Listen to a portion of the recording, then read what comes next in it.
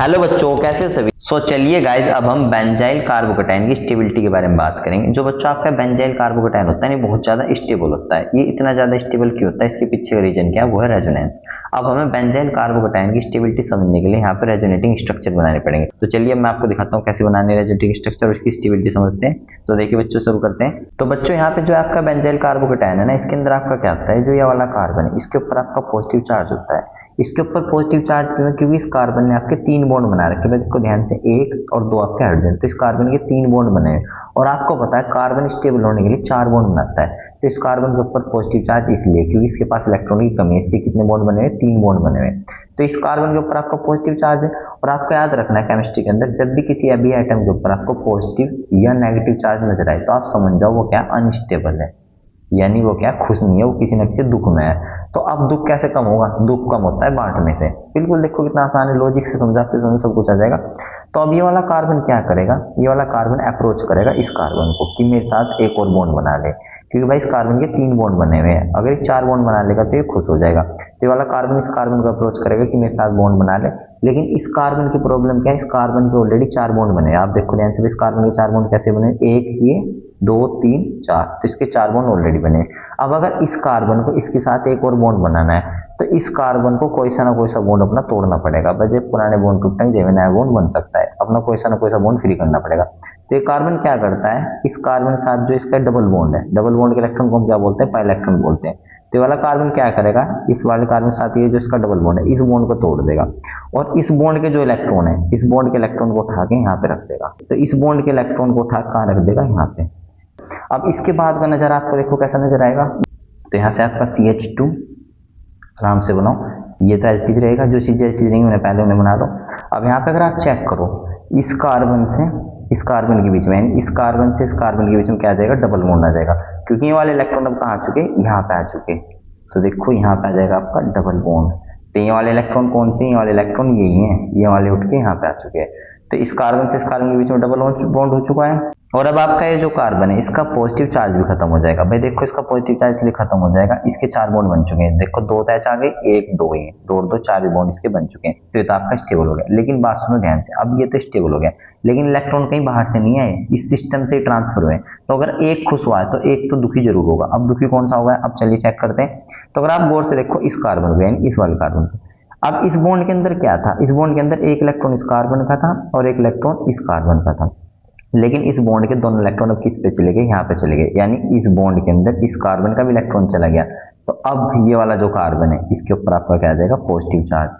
अब इस ऐसे भी समझ सकते हो आप। दूसरा तरीका ये है, इस कार्बन के अब आपके 3 बॉन्ड बने हुए हैं। आप चाहे चेक कर लो, मैं आपको दिखाता हूँ। देखो कैसे बने हैं, मैं आपको ऐसे ओपन स्ट्रक्चर से दिखाता हूँ। ओपन में एक्चुअल में आपके बेंजीन का स्ट्रक्चर ऐसे होता है। तो यहाँ पे देखो, ये वाला कार्बन आपका ये है। तो ये वाले कार्बन में से, यानी यहाँ से आपका क्या हुआ, बेंजीन से ये वाला बॉन्ड तो यहाँ से चला गया। अब आप चेक कर सकते हो, बिल्कुल मैच करके देख लो।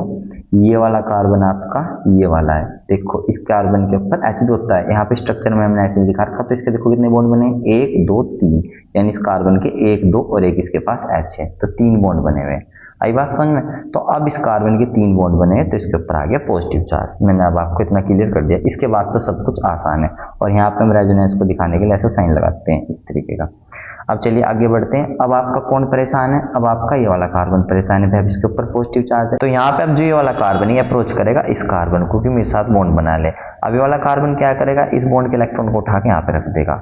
अब फटाफट से बना देते हैं, यानी वाले इलेक्ट्रॉन को उठा के यहाँ पे रख देगा। तो जो चीज एच डी रहेंगे पहले उन्हें बना दो। CH2 ये एच डी रहेगा, ये वाला बॉन्ड एच डी रहेगा, और यहाँ पे वाला बॉन्ड यहाँ पे आ जाएगा। और इस बार आपका पॉजिटिव चार्ज आएगा इस कार्बन के ऊपर। इस कार्बन के ऊपर पॉजिटिव चार्ज लिया क्योंकि इस बॉन्ड के अंदर इसके भी तो इलेक्ट्रॉन थे भाई, इस कार्बन के भी तो इलेक्ट्रॉन थे। तो आप वैसे भी चेक कर सकते हो। अब देखो इस कार्बन के 3 बॉन्ड बन रहे हैं, 1 2 और एक इसके साथ H, इसलिए इसके ऊपर पॉजिटिव चार्ज आ गया। अब तो पूरा गेम आसान है। अब ये वाला कार्बन परेशान है, तो ये वाला कार्बन किसे अप्रोच करेगा, इस कार्बन को। अब ये वाला कार्बन उठा के इलेक्ट्रॉन यहाँ पे रख देगा। तो इसे बना देते हैं। तो हमारे इलेक्ट्रॉन उठ के यहाँ पे आ जाएंगे। तो पहले फटाफट से बना दो। जो चीजें एच रहेंगी, CH2 एच रहेगा, ये वाला बॉन्ड एच रहेगा, और ये वाले बॉन्ड के इलेक्ट्रॉन यहाँ पे आ जाएंगे।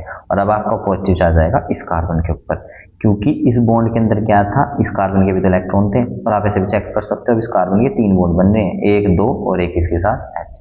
अब फाइनली ये कार्बन अप्रोच करेगा फिर से इस कार्बन को, क्योंकि इस कार्बन ने सारी गड़बड़ की थी। अब इससे बोलेगा भाई सब कुछ सही कर। तो ये वाला कार्बन क्या करेगा, इन इलेक्ट्रॉन को उठा के यहाँ पे रख देगा। तो चलिए उठा के रख देते हैं, तो वाले इलेक्ट्रॉन को उठा के यहाँ पे रख देगा। तो चलिए बना देते हैं। अब यहाँ फिर से सिंगल बॉन्ड रह जाएगा, सिंगल बॉन्ड CH2, क्योंकि सब कुछ पहले जैसा हो जाएगा। और यहाँ पे आपका ये सिंगल बॉन्ड, ये सिंगल बॉन्ड, मतलब यहाँ पे आपका बॉन्ड झुका तो, और इस बार आपका बॉन्ड यहाँ पे आ गया फिर से, और इस कार्बन के ऊपर फिर से पॉजिटिव चार्ज, क्योंकि इस कार्बन के अब फिर से 3 बॉन्ड बन गए। आप चेक कर सकते हो, देखो 1 2 और 1 है। तो ऐसे इसके स्ट्रक्चर बन गए। और यहाँ पे आपको याद रखना है, इस तरह से रेजोनेंस के एरो भी लगा देने, ये यहाँ पे सारे में लगा देना, ठीक है। तो कितने रेजोनेटिक स्ट्रक्चर बने, 1 2 3 और आपके 4 और फाइनली 5 रेजोनेटिक स्ट्रक्चर बने। तो चलिए बच्चों, अब इन सभी स्ट्रक्चर का एक हाइब्रिड स्ट्रक्चर बना देते हैं। हाइब्रिड स्ट्रक्चर वो होता है जो इन सबको अकेला डिफाइन कर दे। तो चलिए ऐसे स्ट्रक्चर बनाते हैं। देखो कैसे बनाना है भाई, यहाँ पे आपका क्या है, CH2, और आपको दिख रहा है इस कार्बन से इस कार्बन के बीच में क्या आया था, यहाँ पे डबल बॉन्ड करेक्टर आया था।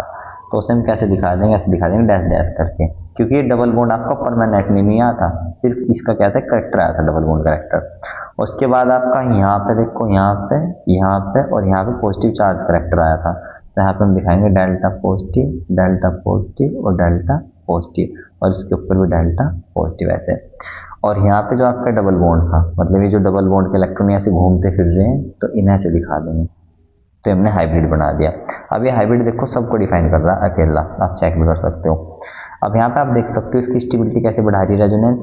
ये जो पॉजिटिव चार्ज इस कार्बन के ऊपर था, यानी ये पॉजिटिव चार्ज सिर्फ इस कार्बन के ऊपर था, लेकिन अब देखो इसके दुख को कौन कौन बांट रहा है भाई, ये कार्बन भी बांट रहा है, इसके दुख को ये बांट रहा है, ये बांट रहा है, यानी चार्ज फैल रहा है ना। और चार्ज जितना ज्यादा फैलेगा उतना ज्यादा क्या होगा, स्टेबल होगा। और जितने ज्यादा रेजोनेटिंग स्ट्रक्चर होंगे, आपको एक बात याद रखनी, उतना ज्यादा क्या होगा, चार्ज फैलेगा, उतनी ज्यादा स्टेबिलिटी होगी। तो ये पूरा कॉन्सेप्ट था।